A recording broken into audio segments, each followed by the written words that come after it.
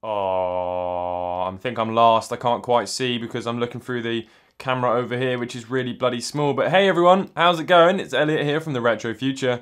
And of course, I'm playing Nintendo Switch on the Game Boy. This channel is all about Game Boys, but you guys wanted some Nintendo Switch content, so here it is.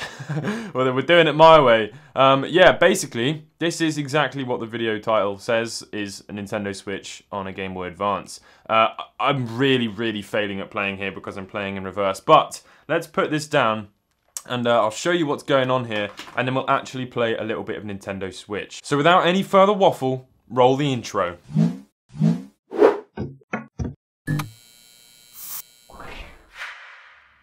So hello and welcome back to another Retro Future video. This one is very different and it's going to be rather quick. Today we're going to be taking a look at this device right here. This is the Blaze TV Tuner.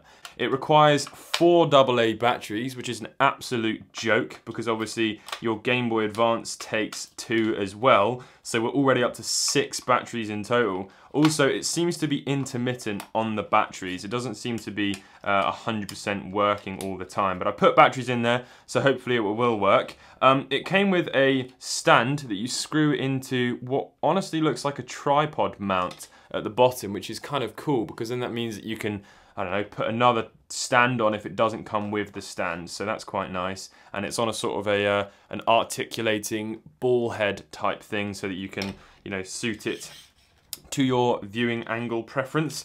You've got an antenna on the back because this is, of course, a TV tuner. Now, technically speaking, we could actually do this whole thing completely wirelessly if I was to emit a frequency thing, but I don't know how to do that, and I don't think I have the right stuff to do that. But it's a thing you can do. So on this device, there's a volume wheel, there's a speaker, there's a headphone out and AV in or out. So it looks like you can use this to just plug into another monitor and then have your TV playing on a regular monitor. I think that's what that would be for.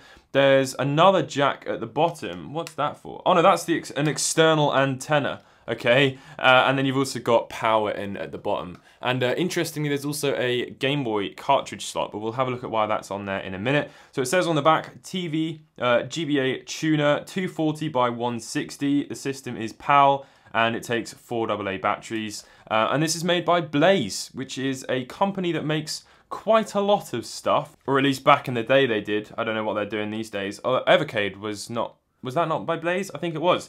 You're also obviously going to need a Nintendo Switch and a dock in order to get HDMI out of it. This little device to take this signal from here and plug it into here, which is just a HDMI to AV box. Now this one is very cheap. I think I paid about £8 for it, and it doesn't work very well. We'll take a look at that in a minute. Also, you're going to need this little doohickey, which is basically taking audio and video, mono I should add, and outputting it into a 3.5mm jack, which goes into the audio video thing in at the top, although we'll take a look at that in just a second. And you're going to need your dock charging thing and your HDMI cable and an AV cable. But I very much doubt that anyone's actually going to bloody do this. But let's take a look at the TV tuner itself. So using this is very simple. You take your Baimnoy Adventure and you plug it in to the Blaze GBA TV tuner, and there we go. That is pretty much it. Although, when you turn it on, you'll notice that the Nintendo logo is corrupt. So, you take yourself a Game Boy Advance game, make sure it's a 100% legitimate game, because if it's not, it will still work. And once you plug it in, it sort of bypasses the Nintendo copyright stuff. And boom. So obviously analog TV isn't a thing. Well, at least it isn't here. But if you press L or R, you're presented with 2 different menus. So typically, what you would do is use the right and left buttons to change the frequency, and you'll see at the top there that it will change the frequency of the channel until you find the right one. Menu 2 is completely useless because that's to do with the TV functions that won't work for us, and as I said, there's an antenna on the back. Mine's actually broken, so you might as well take that off. And then menu 1 is actually something that will be rather interesting to us. So you have here, select an A toggles the TV in, the AV in feature. So that is where this cable comes in handy. We plug that in, and then we take our mini HDMI to AV box and our cable, and we plug this all in. So we've got video and left, and then we have video and left. Although you're about to find out that audio doesn't actually work on this, and I think that's down to my box being faulty, because I did like wiggle the cables in the HDMI cable and it did start playing sound, but I'm not going to faff around with that. We're just going to have to accept that sound is not going to work. Right, next up we take our HDMI cable. No, that's wrong. So then we need to plug in the Nintendo Switch, so USB-C and HDMI. I think that's the order it has to go in. And then we plug that into here. And then the last thing we need, that I'm not actually 100% sure whether or not you need, is mini USB. I think that's what that is there. So you need to plug in the mini USB. And I haven't tried this, but let's try plugging it into the Switch. And there we go. So, a very practical little setup. I think you can all agree. Portability is our #1 focus with this, obviously. So, we press select and A, and we have monitor in. For some reason, by default, the brightness is way too high. So then you have to do start and B and turn that down to 50%. Okay, and then we turn our Nintendo Switch on.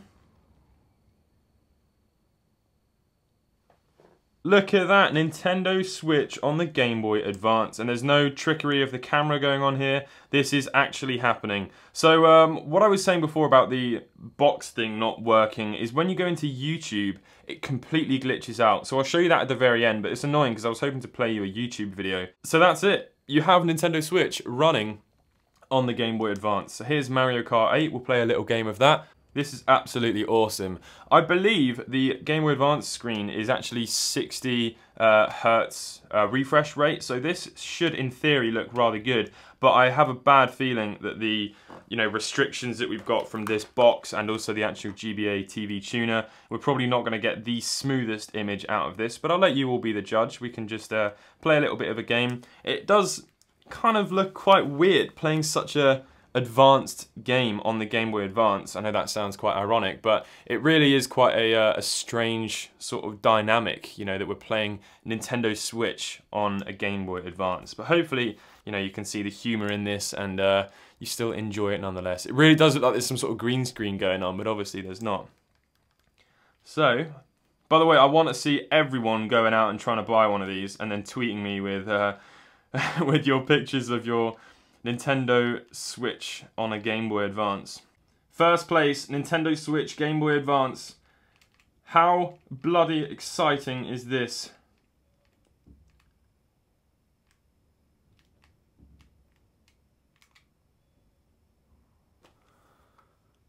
The champion. Okay, let's go home and let's close that.